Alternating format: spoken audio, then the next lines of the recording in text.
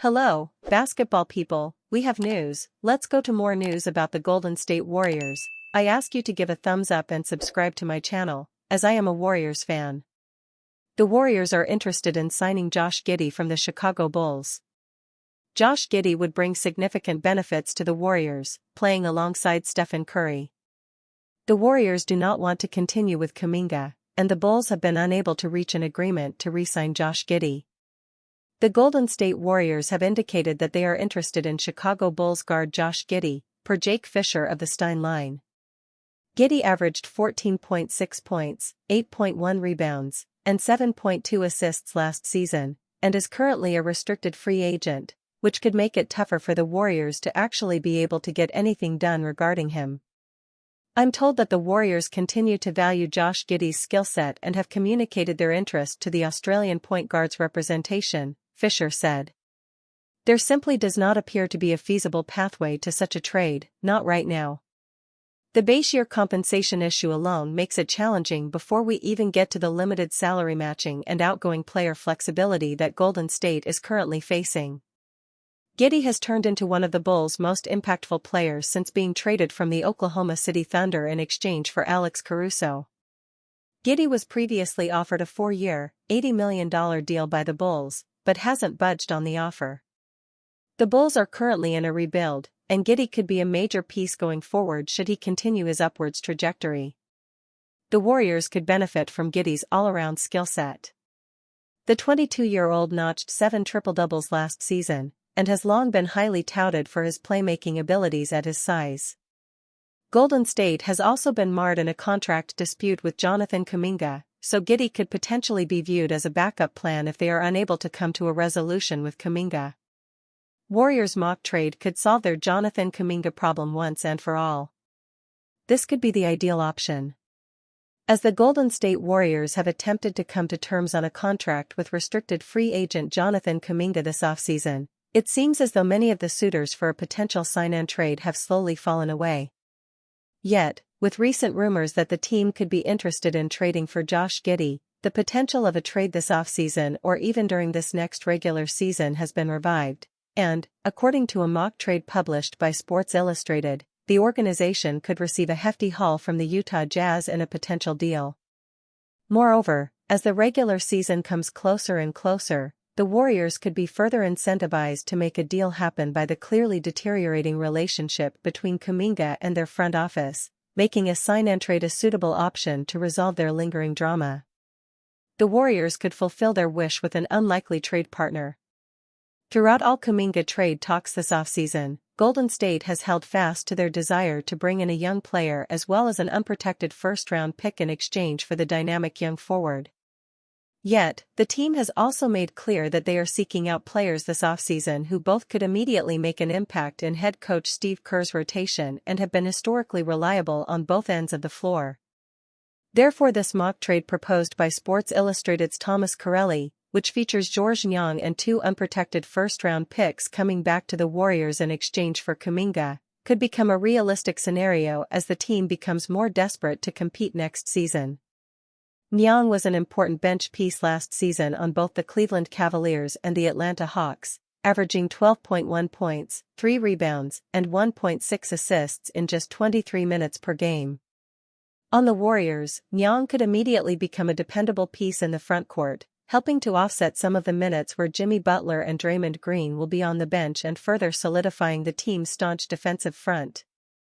Moreover, the Jazz have an astounding 8 first-round picks in the next 4 drafts, making them more apt to potentially move 2 of them, one of their own and one acquired from the Minnesota Timberwolves, in order to bring in a young player of Kuminga's caliber. Therefore, while it seems as though Golden State is set on retaining Kuminga this offseason, it is not out of the question that they would accept a deal of this magnitude if the contractual drama continues to hamper their offseason. Rookie Alex Tui believes he's perfectly suited for Warriors. Second-round pick Alex Tui believes he's a perfect fit for the Warriors, even though he remains unsigned. Tui, a 6 feet 8 inches Australian forward, was selected with the number 52 pick in the draft. He notes that Andrew Bogut spent a chunk of his career in the organization and Luke Longley played for the Bulls in the 1990s when Steve Kerr also wore a Chicago uniform. Those Aussies are part owners of the Sydney Kings. Tui played for the Kings in Australia's National Basketball League for the last 2 seasons. The list of teams that were interested in me, I think I got the best of the lot, Tui told Olgun Yulik of ESPN. Obviously, there's the Australian connection there, and the way they play, it's something I think I've learned a lot before even knowing I'm going to be a Warrior, learning how they play, studying their schemes, their offenses and defenses. Despite his draft position, Tui believes he can make an immediate impact. First, the Warriors have to officially add him to either the 15-man or two-way roster. Tui is one of the remaining unsigned second-rounders, due to the ongoing saga involving restricted free agent Jonathan Kuminga. Golden State has essentially frozen its roster until the Kuminga situation is resolved. The Warriors are looking to maximize their cap flexibility and don't want to lock in certain roster spots or create a hard cap before determining what will happen with Kuminga. Tui got an NBA education during summer league play.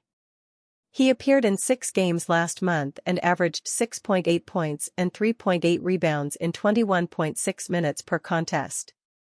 He shot just 26.2% from the field. It was tough, Tui said. The athleticism is obviously another level, and the pace of the game. Especially the Warriors, we had one of the highest-paced offenses. And it felt like that. We'd be pretty gassed after a few minutes of getting up and down.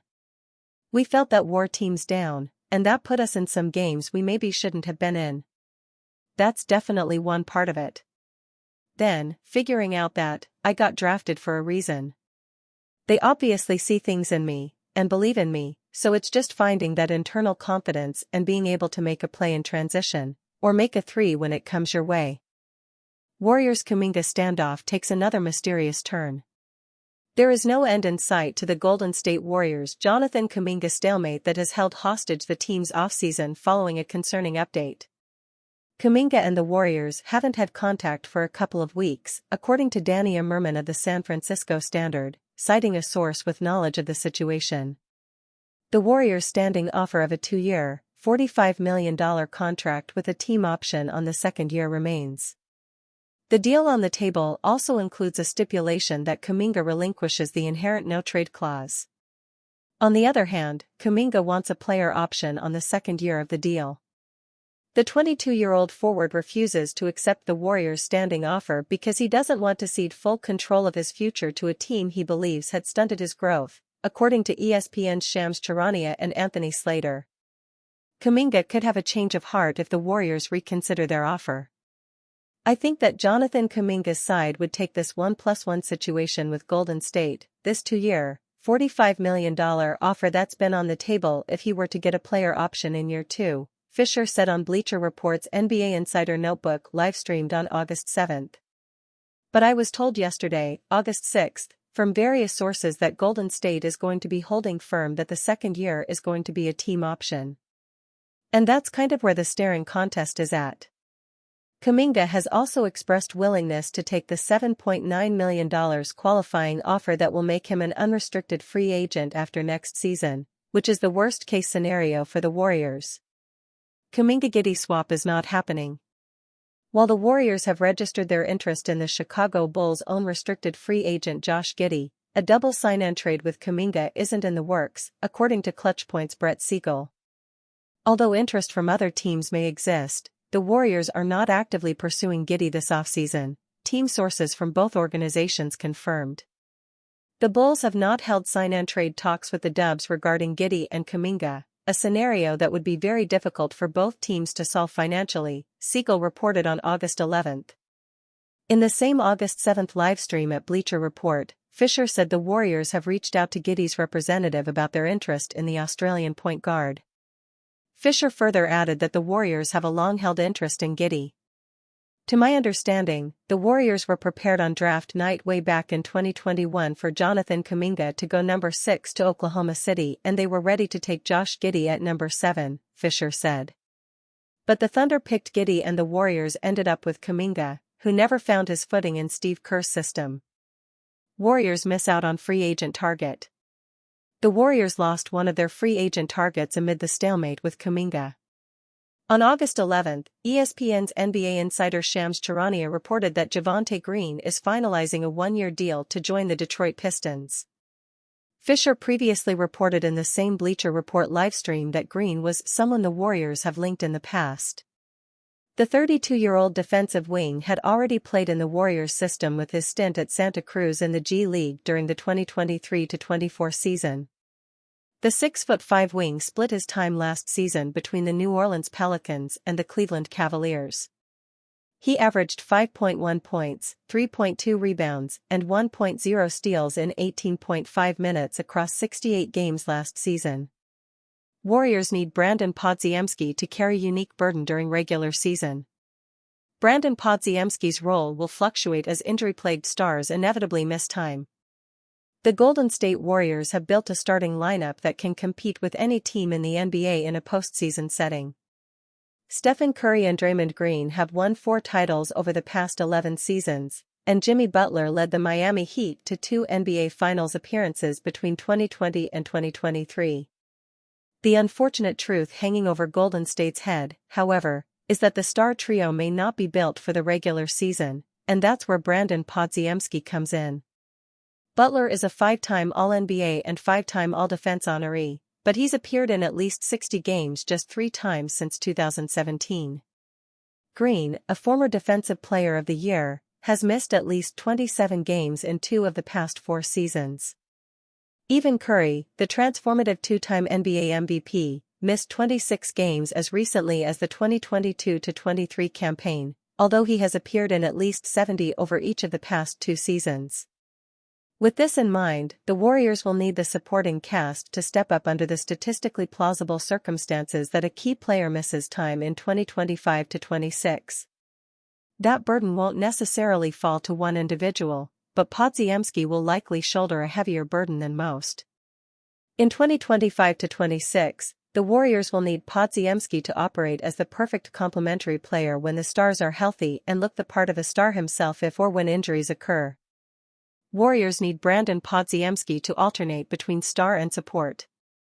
Podziemski, 22, has spent his first 2 NBA seasons showcasing his significant all-around potential. He's compiled career averages of 10.4 points, 5.4 rebounds, 3.6 assists, 0.9 steals, and 1.5 3-point field goals made while shooting respectively with a slash line of .449/.378/.701. Those numbers translate to marks of 14.0 points, 7.3 rebounds, 4.8 assists, 1.3 steals, and 2.0 3-point field goals made per 36 minutes. Podziemski increased his output to 15.3 points per game on 40.2% shooting from beyond the arc after the Warriors traded for Butler. In the 28 games that he appeared in during that time, Golden State went 19-9. That's certainly a promising sign that the third-year guard is close to making the type of leap the franchise will need him to in 2025-26. Perhaps it's an unfair standard to set for a third-year player who has proven to be a well-rounded contributor, but hasn't yet been positioned to learn how to put the team on his back. Until it's known what type of return a potential Kuminga sign-and trade will yield, however, he's the most likely option to carry the responsibility. Buddy Hield should help with his explosive shooting capabilities, and hope persists that Moses Moody will make progress on offense, but neither are as proficient in shot creation as Podziemski. Podziemski will thus be tasked with creating for himself and others when either Butler or Curry need time to rest or recover. By that same token, he'll need to prove himself as more assertive when they are healthy, thus protecting the veterans from a degree of the wear and tear of the regular season. If Podziemski steps up and delivers in the way the Warriors need him to, a high seed will be a realistic outcome. If he doesn't, the play-in tournament will be too close for comfort.